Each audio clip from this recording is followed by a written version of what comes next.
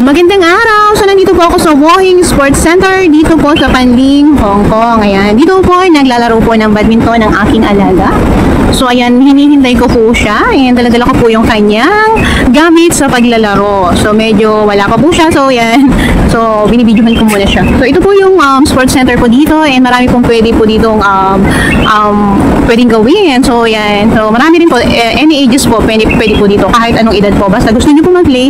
So, ayan, pwede po kayong pumasok sa loob at mag-play. So, ayan, marami rin po dyan. Iba-ibang age po ang nasa loob. So, naglalaro po dyan sa loob. So, ito po yung main entrance. Ayan. So, halos lahat po kasi dito ng kabataan or mga bata ay naglalaro po talaga or may mga activities po talaga sila. So, bukod po sa pagpasok sa school, so meron mga activities po talaga silang ginagawa. So, ayan, ito po yung paligid ng Walking Sports Center po dito sa Panling, Hong Kong. Ayan. So, ayan. So, marami po talaga dito mga estudyante or mga bata na nag-play. So, hindi lang po pang bata. So, pwede rin po pang matanda. So, ayan. Ito po yung paligid and okay po siya. Very relaxing po yung place. Ang dami pong puno. So, dito po hindi talaga mawawala ang puno. So, mahilig po talaga silang mag-alaga po ng puno, halaman, at kung ano-ano pa po. Na color green po sa paligid. So, talaga pong very relaxing po yung place. Kaya meron din po mga waiting area po dyan o mga bench po, mga chair. So, habang naghihintay po. Ayan, ito po yung gilid ng Walking Sports Center. Ayan.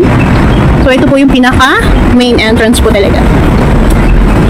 So, marami pong pwedeng daanan. Pwede po dito sa kaya. Pwede rin po dumaan dyan. So, pwede rin po dito. So, pwede rin po doon. At pwede po doon.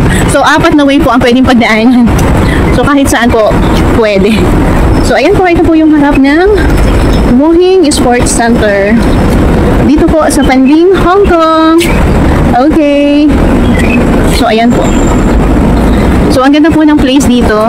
Ayan. So, talaga po mag-i-enjoy po yung mga bata. Hindi lang po bata, pati matatanda. Okay, salamat po sa panonood. Okay, bye-bye po.